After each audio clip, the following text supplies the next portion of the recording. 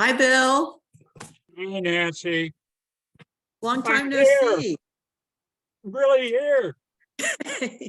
I'm hoping we've got the right connection this week. Last week we had difficulty with what platform we were going to use. So, oh, there's Ann. That's a good sign. Hi, guys. Hey, Ann.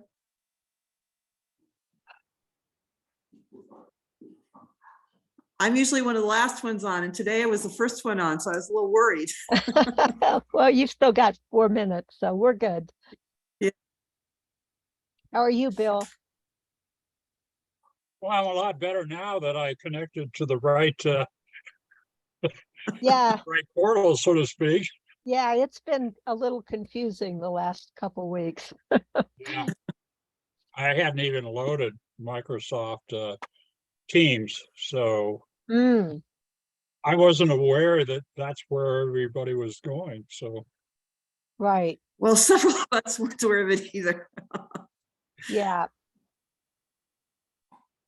but in retrospect, it felt pretty stupid. Yeah, well, I did have confusing. I did have Teams loaded, and then Dole still had to call me and walk me through how to hook up. So Mm, I feel very stupid, but oh well, what are you going to do? Yeah. Hey, we all survived one way or another. That's right. That's right. we did. What are they going to do? Dock our paychecks? Yeah, exactly. That's right. Fire us. Well, they could fire us, Ann. Yeah, they could easily do that. I think we'll be retiring soon, so Yes, agree. I Hoping that think we- so. yeah, not once we get through the public meeting, I think we're history. Yeah, one more council meeting, present it to council, and then Right. we can kind of go into abeyance. Yeah, we can. That'll be Hi, Susan.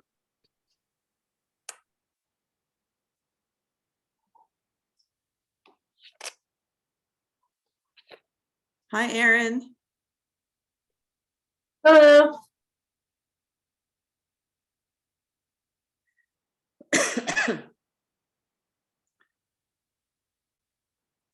Hopefully I sent this to Erin or to Jennifer. I don't remember if I put There's her on. Jen. She's here. Okay, great. And Alex is here. Oh, wow. Hi, Alex. Hi, how's it going? To what do we owe the honor? Are you going to help us with community engagement? Is that why you're here?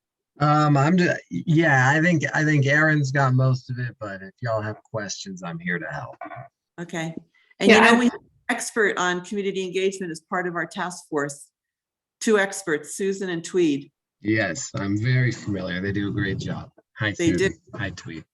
And very much in accordance with your plan. I think Hiawatha Gardens Task Force, or I think Hiawatha Gardens, the entire project for however many years it's been ongoing, has complied very closely with the IAP or whatever it's called. Yes, IAP too, and I agree completely. Yeah, I'm still in training on that new plan, so I just invited him to listen in case there were any questions with that new project engagement plan. And Alex, I heard very good things about how the Ruxton Avenue meeting went last week, so that's good news. Nancy, Yeah, what no, did you hear? I heard that it went very well, Great. except from Isla. But other folks it seemed like it was very well done and very well received from what I heard. So Well, that's terrific. Alex put a lot of time into it. We all did, but yeah, it did go better. But to be fair, it wasn't a extremely large amount of people like the previous meeting, so it made it easier for us. There's Yeah, 20, yeah. 25 people or so. Oh yeah, wasn't That's a- a bad turnout by any means. So it's 3:30, so we've got most of our participants. So let's get started. And I don't know who we're missing here. Jennifer's on, okay. Susan Tweed, Carl's on, great. So we've got most everybody. So let's go ahead and get started. Does anyone have any additions or changes to the agenda? Hopefully you all had a chance to look at it. How about the minutes from April 6th? Any? And I can't see you all, so you have to like speak up if there's any recommended changes. You can Not change hearing your anything? attendee view in Zoom. Say again? You can change your attendee view in Zoom. On my computer, I can only get 5 at a time. That's, Click on the top right, Nancy, and click on gallery. yeah, I don't have that. And the I top haven't- right where it says view, does it say I view with a have- bunch of little? I don't have that either. Hmm. Strange. We'll have So, to send tech support over to your house for Yeah, yeah, I'm so tech savvy. Ha. You'll remember last week or 2 weeks ago, Dole had to call me and help me get it onto Teams. So anyway, all right, moving on. Dan, any updates on the dance hall roof, Dole? Nope. And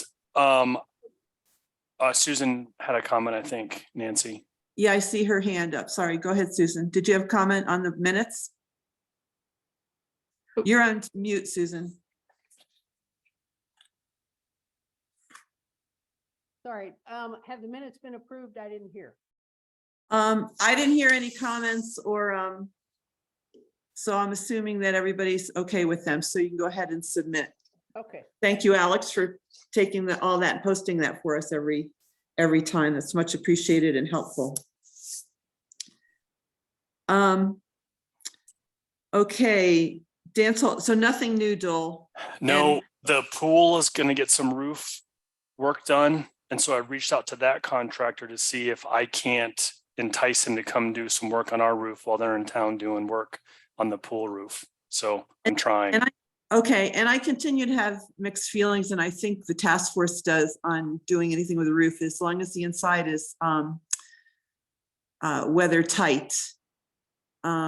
I don't have a problem with it. I don't notice it, and I think John Shada was really the only one who raised it as an issue. So I'm concerned about spending any dollars if we don't need to. So I think it's worthy to get some estimates, because I think the question will come up the next time we brief council. So it's worthy if we do have an estimate to say, what we had one from before, and it was like almost what, $28,000 or Yeah, something. it was a lot. Yeah. So anyway, and I think, yeah, does anyone else have any comments on that, on what they're, if we need to rush that or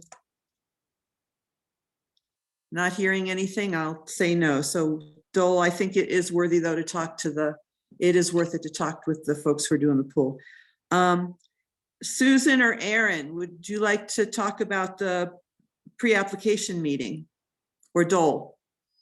probably best to have Aaron or Dole do it. I was. Howard. Aaron.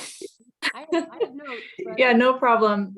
So we had a pre-application meeting with Susan, Dole, and representatives from BVH on the 8th, and we're currently still polishing up some of the verbiage in the pre-application meeting, just knowing that that's going to be issued for public consumption. We want to make sure there's no confusion in how that text is written.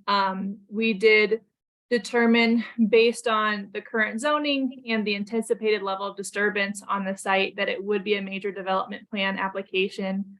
Thankfully, I think with a lot of that, given it's a city-led project and we already have, a landscape architect, a professional licensed landscape architect on board, and a geotechnical evaluation, we were already doing a lot of the things that a major development plan, requires, compared to other types of development in Manitou. So that was kind of the big takeaway there. And then in terms of HBC, We are going to do an exterior MCAC with them and evaluation with them, as well as a major architectural improvements on the interior as well. So the HPC will see it twice. I think we still have, as a task force, there's, options in terms of if that runs concurrently or, sort of one after another. Additionally, it was recommended that we do a replat as part of this effort because we have, if you look at the zoning plan, it kind of shows where the parcel boundaries are. We would be building across two boundaries, and there's also part of where we draw our site boundary includes part of public right-of-way as well. And so this is just an opportunity to get that cleaned up. It'll just make a lot of things easier going down the road in terms of maintenance and tapping for water and electric on the site and with our future planned improvements. And that's something that can also run concurrently with the major development plan. It doesn't need to slow us down at all. It's just a way of making it a little simpler moving forward. Did you guys about, oh, I'm sorry, rezoning it? We did talk about rezoning, and this, I know at one point in time we talked about rezoning it to downtown here on this task force. But the recommendation or something that we think should be explored is instead of going to downtown, make it a public facility. So it would show up just like City Hall and Carnegie Library are. That just gives us some flexibility, and it just makes some sense since it's a city resource, city owned, and not something that is it just more aligns with the criteria or other things in that category compared to the commercial or downtown. So, I mean, ultimately that's the task force's decision. That was just the recommendation given the proposed improvements. Great. Sounds like you guys got a lot of discussion done and important work. So does anyone have any comments or questions for Erin, Susan, or Dole? Yeah. So Erin, if it's a public facility, how does that impact required? There are fewer so if it's a commercial, I'll just kind of compare to commercial, there are very strict sort of landscape requirements for not very strict, that's maybe not there are requirements for a commercial on terms of landscape regarding buffers and number of plants and percentages of shrubs versus trees. And so going to public facilities just allows us to be comparing it against the same criteria of like the library, which is the most recent one. Right, but does it require a certain amount of parking? I guess was my question. Let me pull that section of the code up. I don't believe so, but I don't have it all.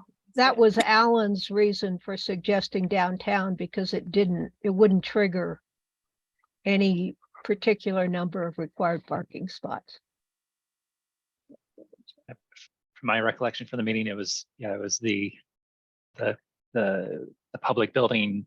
I think we could define the parking requirements or parking needs as suited for the project. Okay. It wasn't that we were beholden to a certain level or a certain number. It was however we needed to define it as, which gave flexibility for the building to use some parking spaces as they saw fit, and also for the site to use the parking to the best advantages for the mobility hub needs. Mm-hmm. Good. Okay. Anything else? From my notes, Erin, there were some additional studies required for a major development plan that haven't yet been completed. Can you guys hear me? You're a little quiet, but I can hear you. Okay. Do you want to highlight those? Because I think there were some additional studies that we haven't done. Let me see on my notes. A drainage report, an ecological characterization study, things like that. Yeah. So as part of the major development plan, there is a grading and erosion control plan that is required under the major development plan. However, I believe we were already planning on including that. We don't have it done yet, but it's part of the construction documents. And then separate from the major development plan, but because of the project's proximity to Fountain Creek, so anything within 500 feet of a major ecological site, Fountain Creek being one of them, you do have to do an ecologic characterization study. So that was the other thing that wouldn't have been maybe baked into the original plan long-term, but was something we would want to do as part of complying with the code, understanding what impacts, if any, this site would have on the creek. As Dole has mentioned in the past, it's been paved like this for a very long time. And if anything, we are going to be implementing some, different improvements that will help the water quality as it enters the stream, and not be making it any worse than the past uses. So. Thank you. Anything else from anybody? I'm glad that planning is on board, because all these things are things that we would not have been aware of. So this is very helpful. I have another question that we didn't talk about at the meeting. I don't recall, but Aaron, do you have, I know every plan is different, but do you have an estimate of sort of the traditional amount of time it takes for a major development plan to weave its way through the approval process? I can double check what the final sort of numbers were on the library, just using that one as an example, because it's more of a similar public eye type project.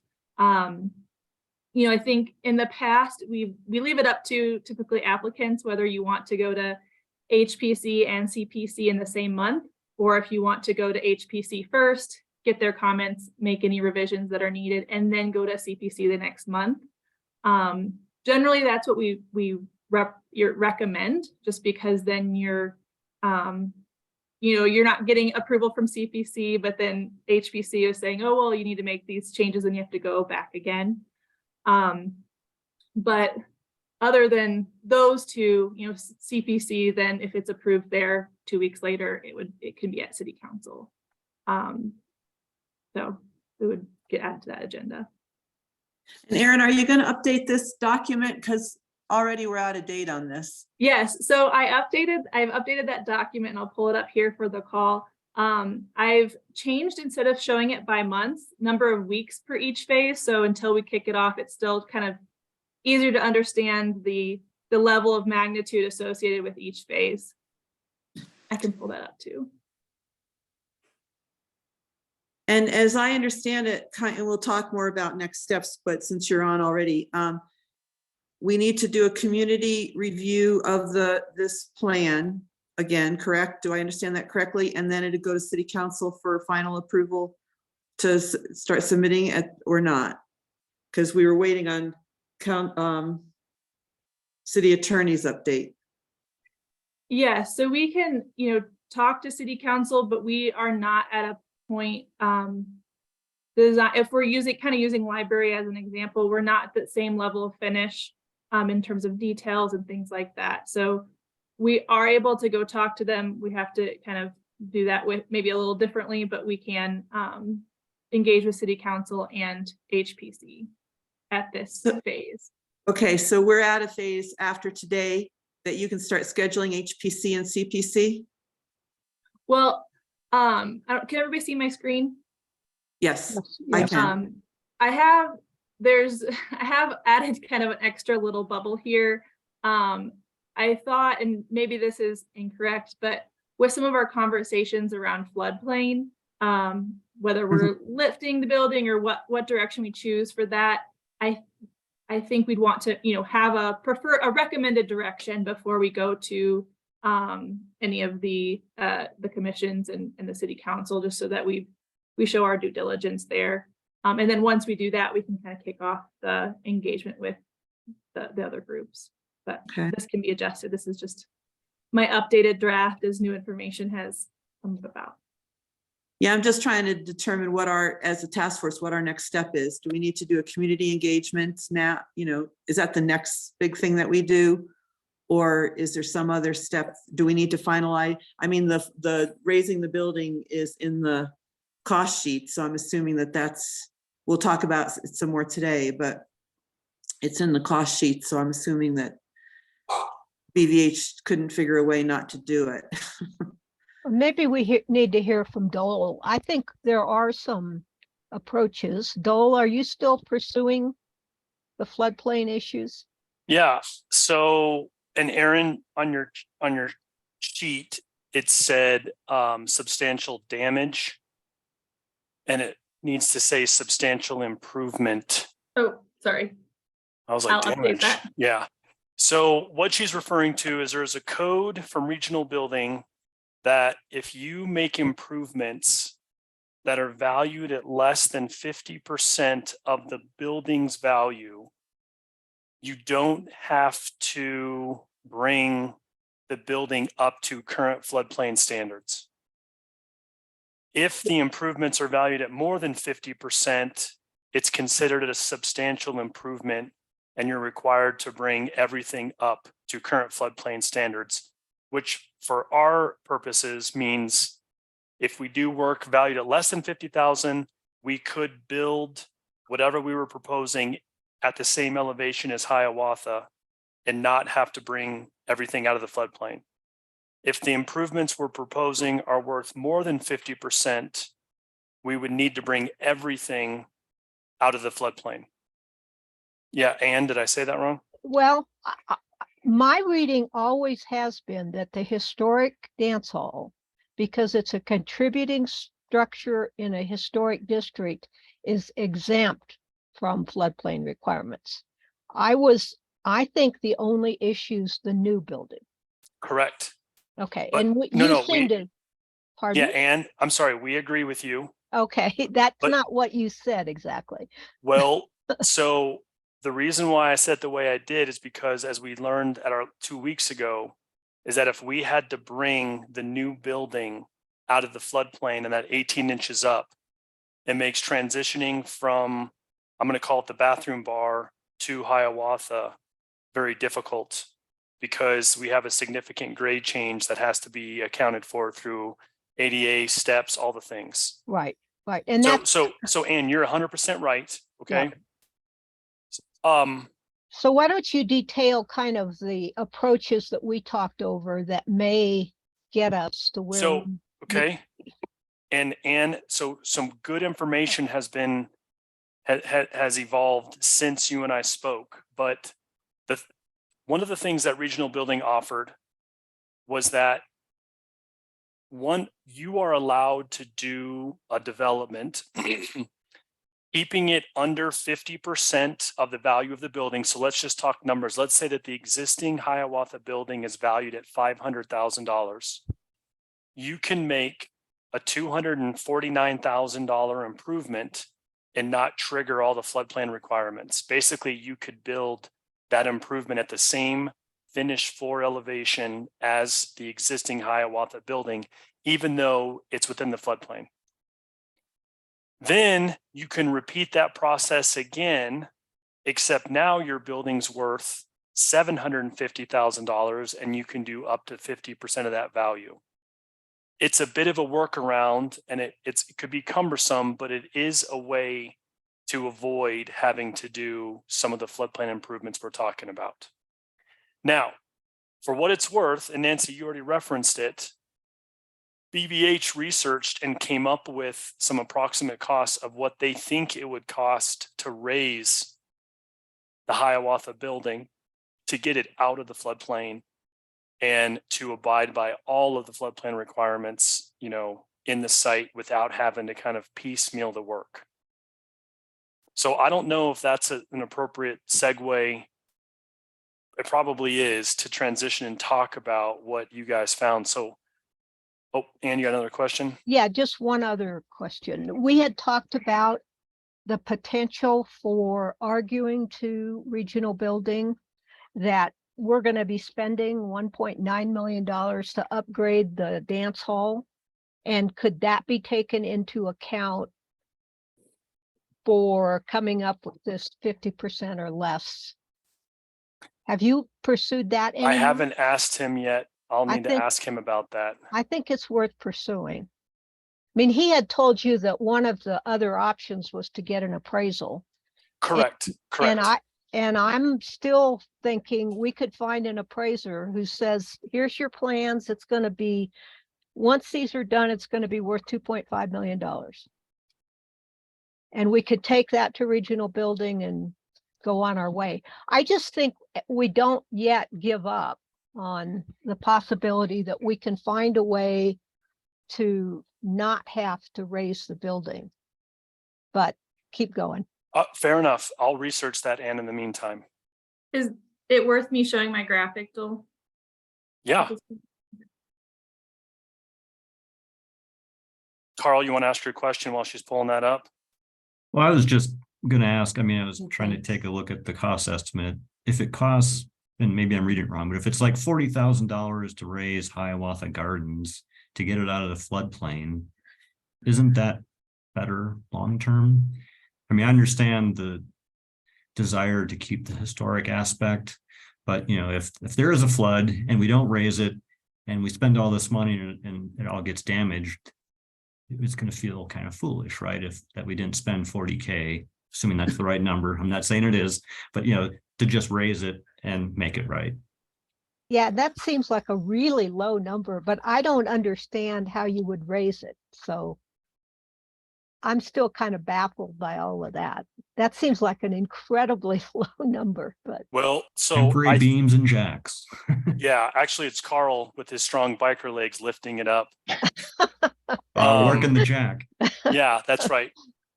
Todd, do you want to shed some light on what you found out from that? Yeah, so I mean, we know we already have to build a new foundation for some of the exterior walls around the perimeter of the building. So that cost is already in the project. The cost for lifting, yes, it seems low, but at the same time, it's what's left of the existing building is a floor, some columns, and a roof. So there would need to be some bracing. There would need to be some, you know, structural stability before we lift it up. But it is I'll say a low budget, you know, manual labor of getting jacks and just truly lifting it in place. Now, if we're lifting it and moving it, that's another story. But simply put, that we're lifting it makes it a lot simpler. So I have to rely on a little bit on the cost estimator here, a little bit deeper knowledge on the cost. But we can, as we continue to move forward, we're going to continue to vet that cost with, if we bring GCs on board, a general contractor, to make sure that we're not overlooking something. But from the cost estimator standpoint, from my understanding, experience, and comparison with another project that we have going on at the moment, it's a similar number for effectively, you know, putting in some temporary structure and lifting the existing structure, what remains of the dance hall, up 18 inches. There's also work associated with just the grading around that will need to change, but yes, that is number targeted specifically to just the building lifting. And it's actually 53, a little over 53K was the estimate. But Carl, I had the same sense that you did, that, you know, if we can insure the building, there's some value to that.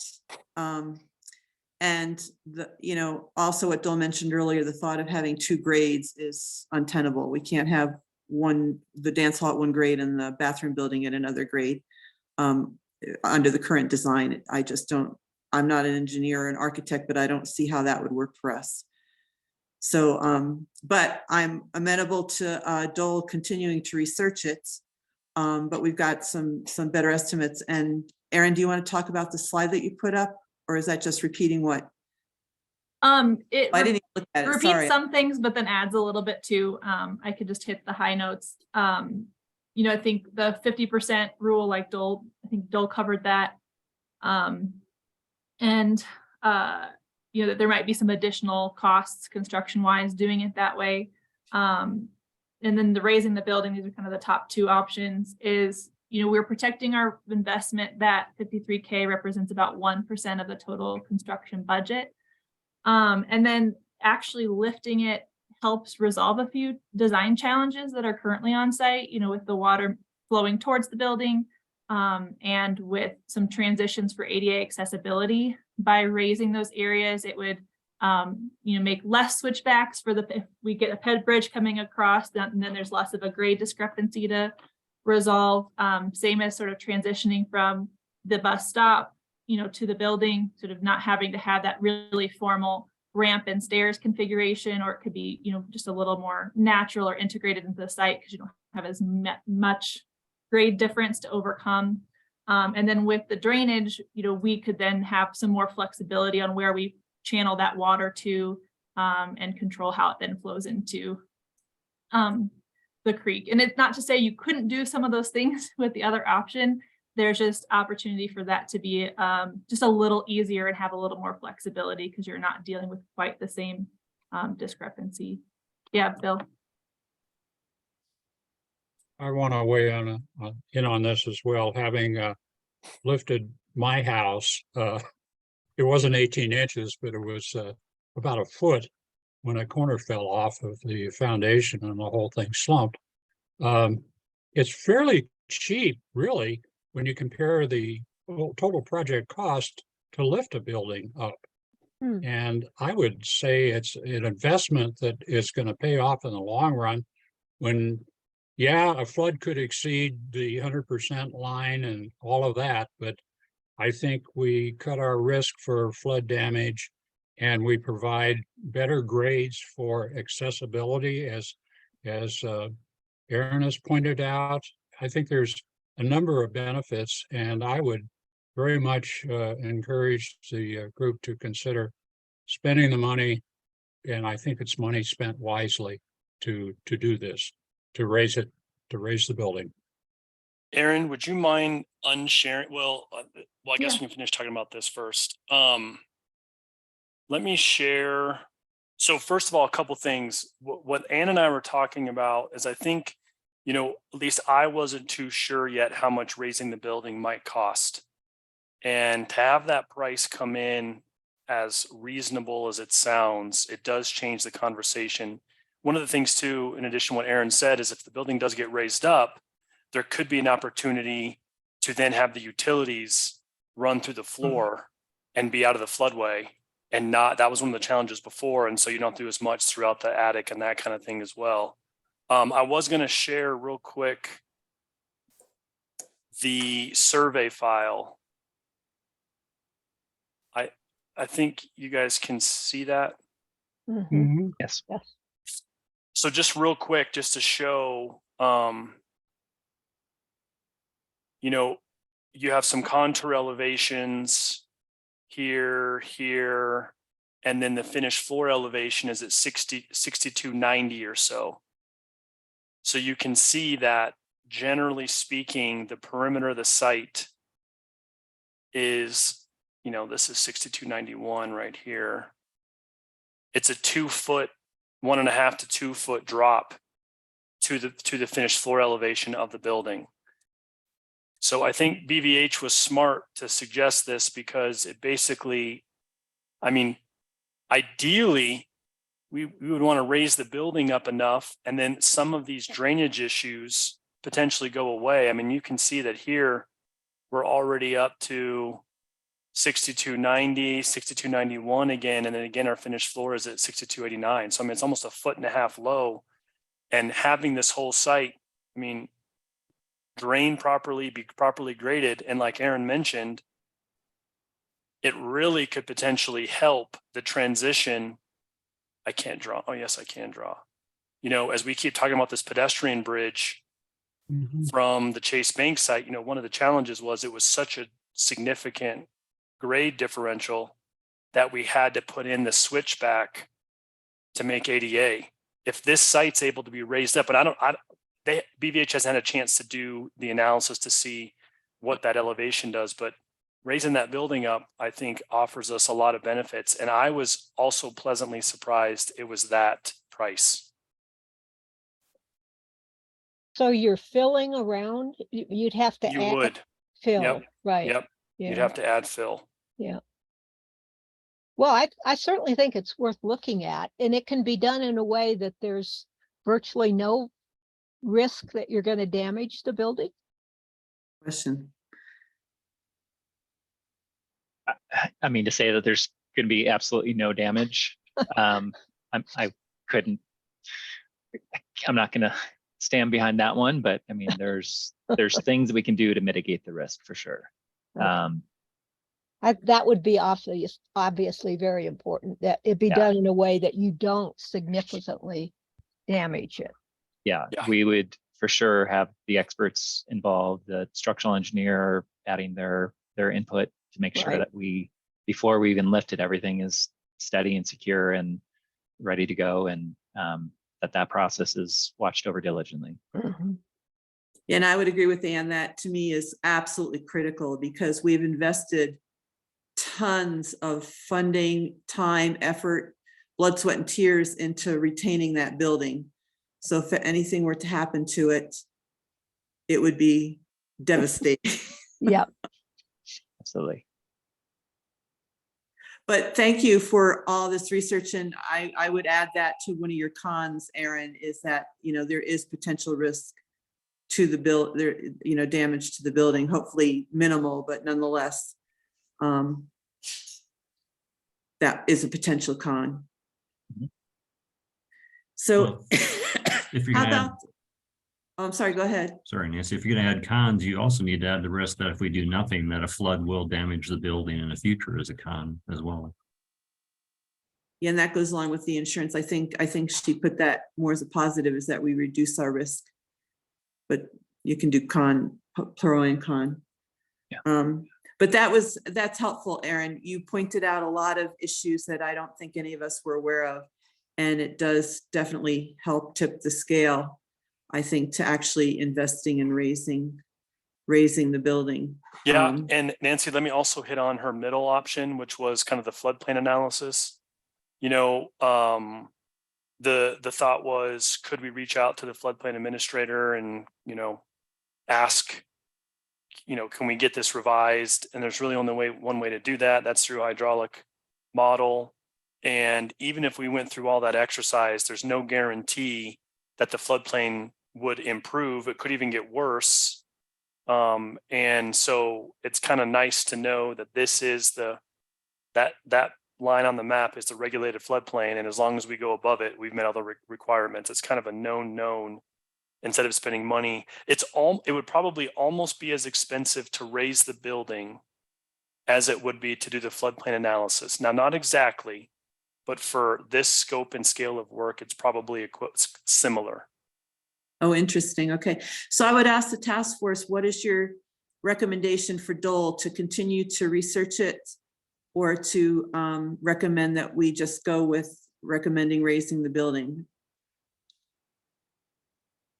Raise the building. Raise the roof. Yeah, I mean, clearly, as long as it can be done in a very safe manner, I think that's the way to go. I agree. Carl? Raise the roof. So, okay, so that is our recommendation, and we'll save some staff time that Dole won't have to continue to research it unless something, giant comes along. I've always been worried about not being able to insure it, so that's one worry off. So Todd, anyway, could you have the estimator reach out? I mean, could we chat with the contractor that does this or something? Is there some level of assurance that we've been chatting with them? I mean, for what it's worth, I mean, guys like this may have been like, oh, I've raised dozens and dozens of historical buildings, and it's no big deal. I mean, it might, because we're going to get asked, and we want to make sure that we know. I mean, obviously we wouldn't select someone that isn't experienced, but it might be good to hear from the contractor, the expert on that if possible. It might ease some concerns. Yeah. Would you be open? We are working or had been working with a contractor pricing this other historic renovation we're working on. Would you be open to, or Spectrum General Contractors here in Denver? Are you open to us just Yeah. going to them directly?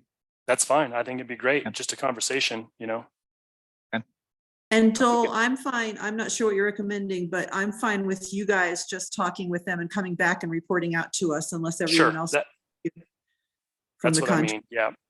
All right, good. And honestly, you know, for what it's worth, this is a little bit of a side story. I mean, there might be work like this that we could get started on, you know, because you got to raise the building and then you don't necessarily, I mean, that's kind of a standalone item. You don't necessarily have to have everything else under contract yet.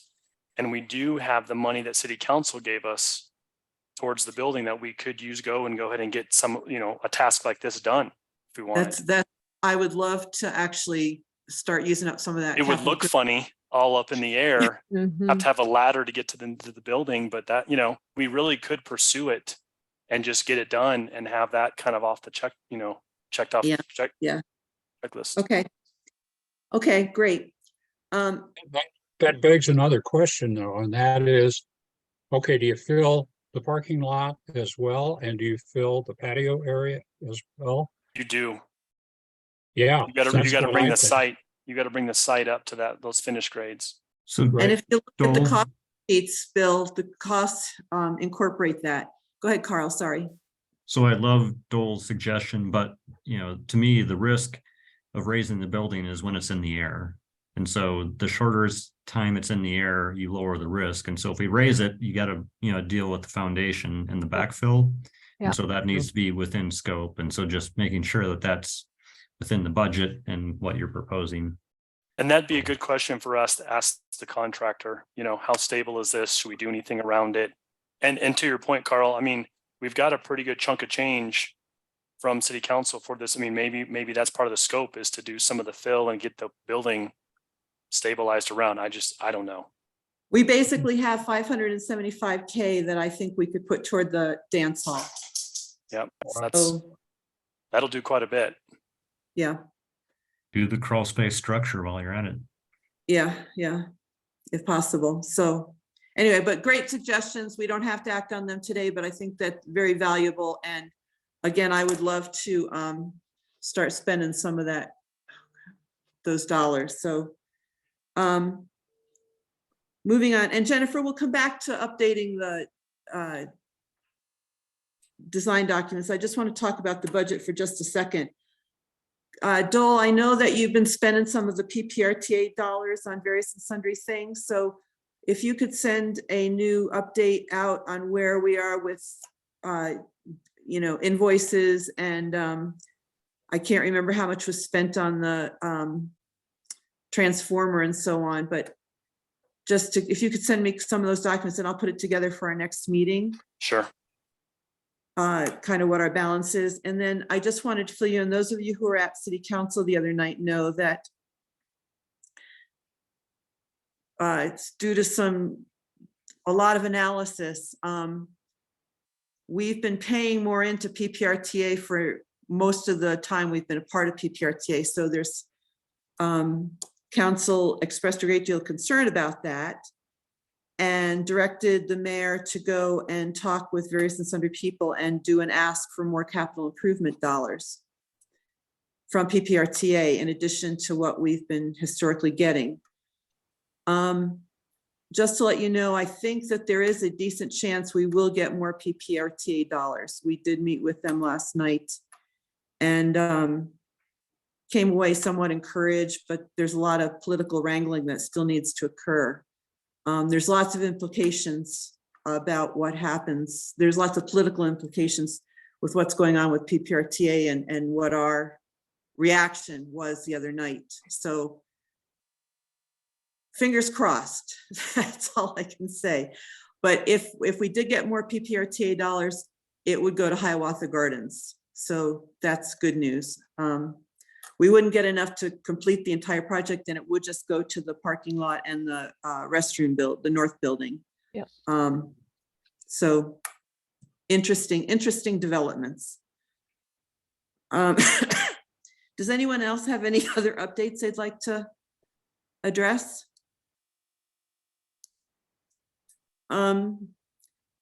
Jennifer, did you want to talk at all about the updated documents that that Joel sent to us the other day? There's just very few changes, but that's the final version as I understand it, with some of the updates or the changes that we made last time we met. Yep, that's what was in the new set of documents.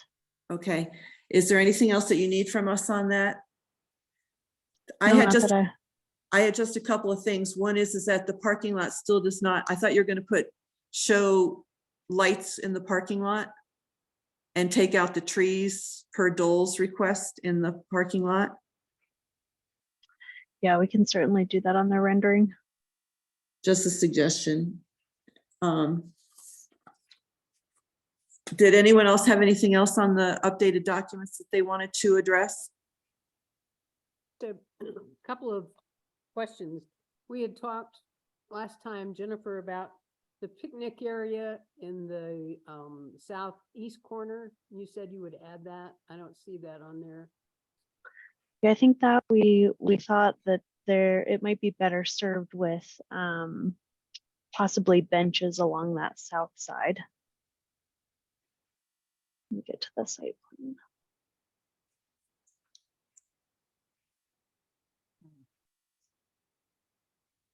Nancy, Yeah, Bill. I'm still somewhat concerned about the ingress and egress issues. And has the city ever resolved what's happening at the northwest corner of the property? Dole, do you have anything new on that? Remember So, we had this discussion about what Colorado Springs told you and everything else yeah, about what you can and can't do. so if we do keep all the accesses closed on Old Man's Trail and just use the new improved one on the north side along El Paso, Yeah, the Colorado Springs continues to say that, based on the traffic volumes, that the intersection will operate at level of service A and then level of service B, which is very much acceptable intersections. right. You're talking about the corner as At- you exit, Yeah. or it just exit the lot, isn't it? Well, I guess According to the drawing. I don't know, to your point, Bill, I don't know if that's actually fully resolved. If we Okay. want to have an exit only there or not. I think there was some concern with sight distance, pedestrians crossing right through there. And Right. it may be unnecessary considering that when we make the improved Pinion Lane, and actually the drawing that we have up that Todd pulled up doesn't quite show that intersection lining up correctly, but the Pinion Lane intersection should operate appropriately along with El Paso and Old Man's Trail. And Bill, just so that you may, I don't know if you were with us when we discussed this, but the task force had decided that we're not going to engage anymore on the parking lot or the Chase Bank building because Dole is in a much better position, and the Mobility and Parking Board can certainly weigh in and probably should, but this task force had kind of decided we were going to bow out of most of the aspects of the parking lot itself. We would just Okay. concentrate on the building and the plaza. Okay.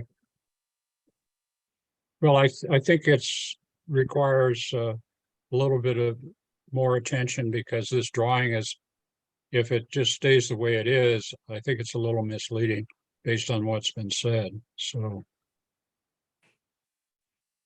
at least that's my opinion. Like Pinion Lane doesn't line up with the vehicle entry, and I guess that's an exit as well, is it not? It's Right two-way there. Yeah. Well, okay, so I guess it's in your ballpark, Dole. As is everything else. Yeah. And we already know that Counselor Chada is not a fan of that northeast corner. But That where the arrows are, right? Yeah, I yes, can understand why. I can understand that. yeah. And but I'm sure that Dole has some very good reasons for But we'll continue to assess it, and nothing is final until, you know, the shovel goes in the ground and the asphalt is laid, so Okay. more to follow. Okay, any other updates that I've missed? Another question, Jennifer? Yeah, go ahead. The last meeting, we talked about the ductwork, the exposed ductwork in the historic building. You said you guys would take a look at that and see if we could get it out of the, if we could put it up or something. Were you able to take a look and see what you think? Well, think- we're gonna do that the next round Yeah. of design, but we imagine that we'll need to have one pathway through the building. Certainly elevating the building might change that conversation a bit, but it's basically we'd need to start studying that again further after this month of review. So we don't want to change any of our documents right now. Okay, thanks. Okay, is there anything more on the floodplain and structural issues? That's next on the agenda, and I don't know if we pretty much discussed that, I think. Jennifer or Todd, do we need to hear anything more on those? Not on structural floodplain, no. I didn't catch in the cost sheets how much additional it's going to cost for the structural enhancements. Is that in there? I'm sure it is. Yes, so in, and don't have that right offhand. I know just in terms of the overall, let me look at what the number is so I can flip to it a little bit quicker. And how did we? So there's the cover sheet on the cost estimate, and then it breaks it out into the various sections on what the rehabilitation is. So we have, there's the repair of the footings, there's the reinforcing of the floor joists, there's replacing pieces. So there's all of these numbers add up to, that overall lump sum number. So is that detail you're looking for, Nancy? Yeah, I was looking for a total. But So it's all mixed in, so. And just how the pieces and the parts are coming together. It's not like we can say, the structure is the structure. There's the structure reinforcing is concrete work. It's wood framing work. So it's a mix of trades, which is why the cost estimate has it broken out into different line items. Yeah, and I was just looking for it to see, because it was to structurally reinforce the floor, I guess, was something that we weren't anticipating. We thought the building was structurally sound. So I was just looking to get an estimate of how much more we weren't expecting there. So, I mean, going back to or at least all the reports that I've seen, and did have a comment about, in order to, yes, the building is structurally sound. However, the building code that the building was built to, and how we intend to use the building as a future dance hall and what the current codes require some reinforcing to make sure that the number of occupants can fit on that dance hall floor. So it's trying. Go ahead. Ultimately, it looks like it's less than 200K. Replacing the finished wood floor we would have anticipated, but the floor joists, I think, were the things that we weren't necessarily anticipating. And partial footings, perhaps. So anyway, so basically it comes out to probably between raising the building, it's about $250,000 that we weren't expecting necessarily. I understand your rationale. But on the other hand, the cost estimates that you gave us in January was about 4.8. So it's only gone up minimally since then. So to what, 4.88 now. So I was very surprised and pleased at that, actually. It's still hard to swallow, but given all the changes that have been made, and I guess that's in part because of the smaller north building than we were originally anticipating. Anyway, Smaller doesn't north matter. yeah, it's smaller north building. I think it's also as we get more detail into the the building, there's fewer unknowns. And there are more knowns that become more clear. So Right. the estimate isn't, this broad, it's starting to narrow in that focus of Yeah, what the yeah. estimate is. No, I was very pleased to see this. So, okay, any other questions from anybody on floodplain or structural issues? Hearing none. I put community engagement on here because it seems to me that that is potentially our next, but I could be wrong, and I look to Aaron for that. At what point do we have to look, we've talked a lot about the plaza design. You've heard this from me before, but time's flying here. I want to get things moving. I think we all want to get things moving. So I just want to push to get what's our next step? What can we accomplish? What can we do? Any comments, suggestions, ideas? I mean, Dole's come Yeah. up with one, doing the raising the building and structurally doing some of that can be done potentially now. And I think or in the near future. And I think that that's great. But I think that this, it's been almost a year. It's been 10 months since the last time we talked to the community. It was July of last year that we really talked to the community about this. And we really need to get moving. So ideas, Aaron, next steps. Yeah, I guess the comments at the last meeting, I've done some public engagement in my past life. And so I was getting all excited about different ways we could engage the public. And then I was talking to Alex about them, and he, reminded me, he goes, well, what questions are we asking the public? How much do we see their input at this point in time, adjusting our design?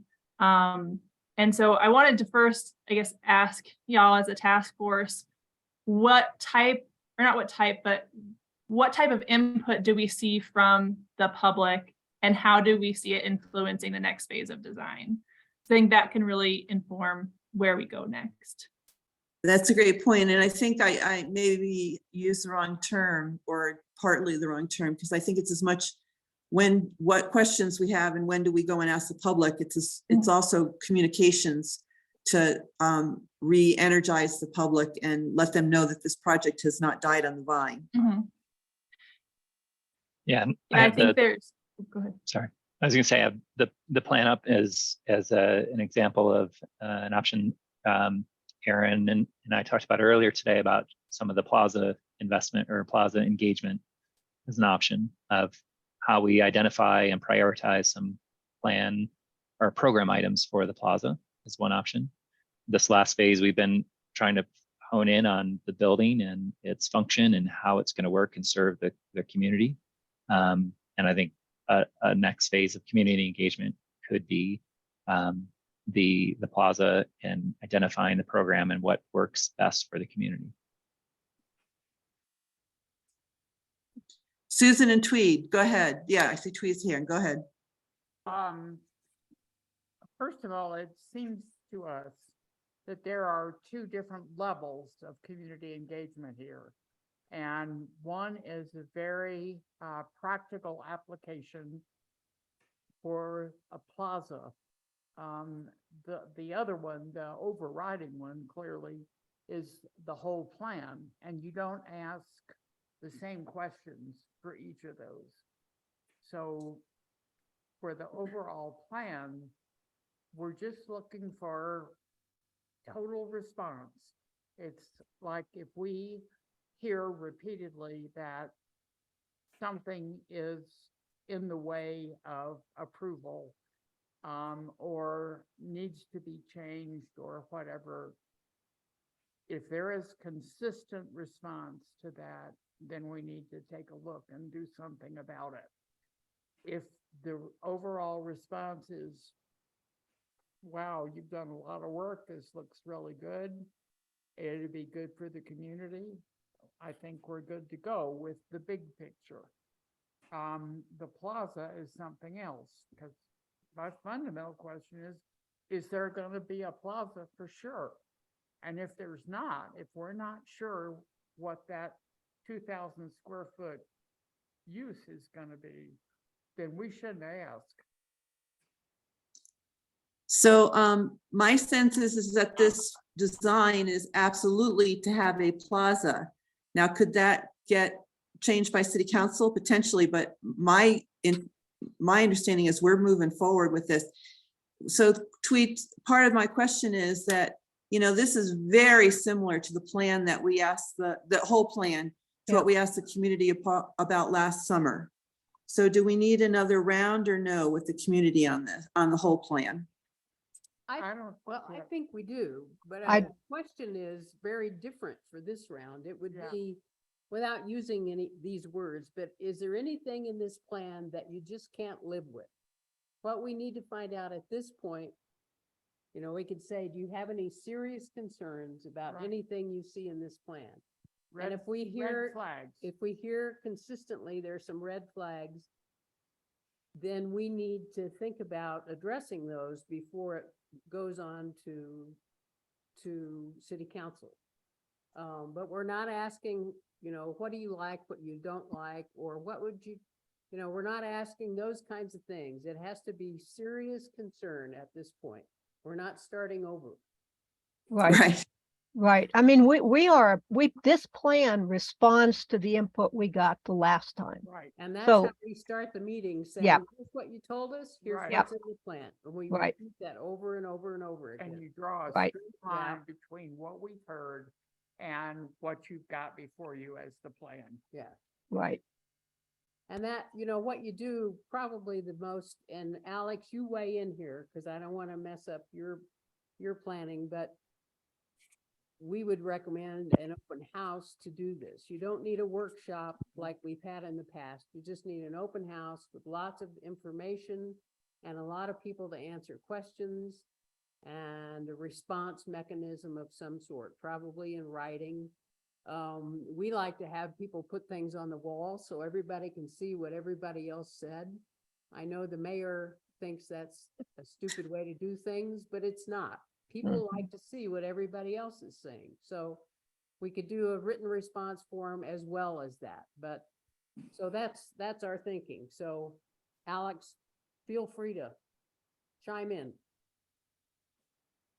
Yeah, I think that what you said makes sense. I think that an open house or card storming, something like that would fit well.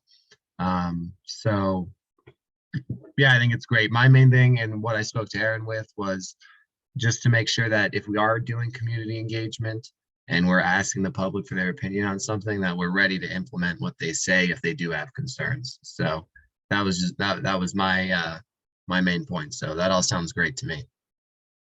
Can I say something real quick about this too? Yep. So, you know, as much as I'm not excited about necessarily having to do that, the alternative is also just as difficult, because it's hard to go to council to present something and then to come away feeling like, you know, someone's asking a question for the first time that they didn't get to ask already, or we didn't get to discuss. So I very much think if there's a way to facilitate conversation and discussion, then to wrap those in and then take that out, kind of quote for approval, I would much prefer that method. Sorry, Joel, could you, Yeah. I wasn't tracking with you. Can you repeat that? Well, last what I'm sentence? saying is I don't want to go to council and have whomever not feel like they've had a chance, you know, because I think when we're going to go to council, we're kind of going to be like, hey, here's what we would like to get approved and proceed with construction drawings. And I don't want to be at that stage and not have given people the opportunity to discuss and have an open house like you're describing. So all of that to say awkwardly, I very much would like to have an open house, let people come, see it, touch it, however you want to do it. And then the idea is that from that point on, we do have buy-in and we're not going to get some last minute, and I'll just kind of pick on it, but some last minute, well, I want you to research putting a bridge across the creek on this side. You know, I would like for us to be able to update, give our presentation, and then get approval, get support, and then let us continue with the project. Think we're all headed in the same direction. Yep. And one, one thing we need to be careful of is not allowing a lot of time to pass between the open house and taking the information and responses to council. We need to have a whole schedule that proceeds logically from one to the next without a lot of gap in between.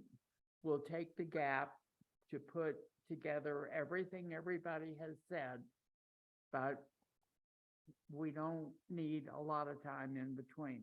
Unless yes. we hear a very serious concern consistently, then we may have to take a look at tweaking something. I doubt that'll happen, but you never know.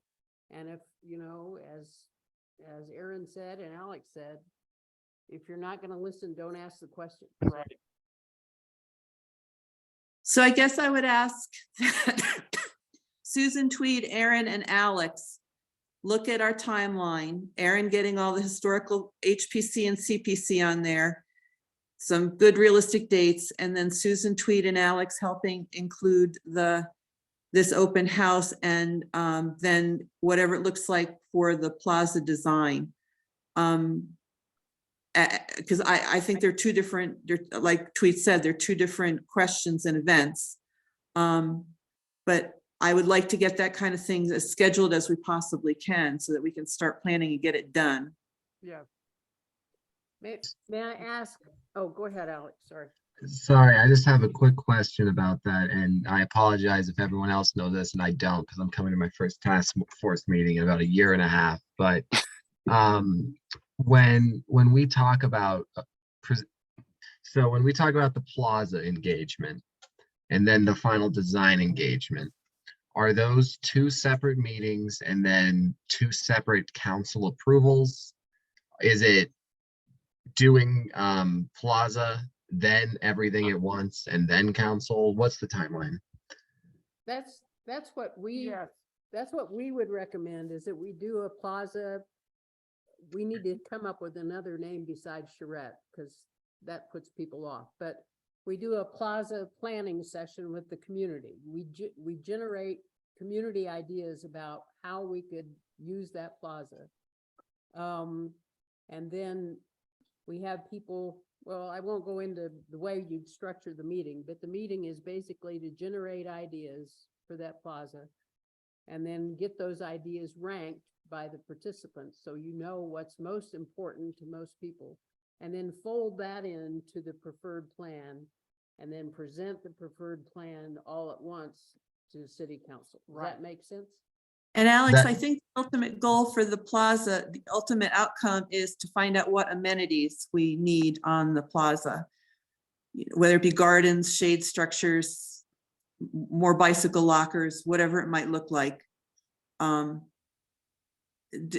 Susan and Tweed, do I have that correct, that that's the ultimate outcome that we're looking for?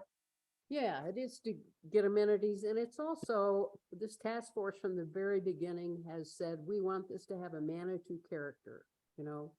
And we've all tried to come up with funky, creative stuff, and none of us have done a great job because we're not funky, creative people, but there are all a lot of funky, creative people in this community, and if we could get them engaged, you know, like, well, why don't we have concrete couch build benches or whatever, but we need to get those kinds of people at this meeting that are really creative and, you know, enthusiastic and can generate some great ideas. And so where does, oh, go ahead, Tweed, sorry. Go ahead, Tweet. What she said, did you? Oh, no. Okay. It's been covered. Alex. did Okay, it. great.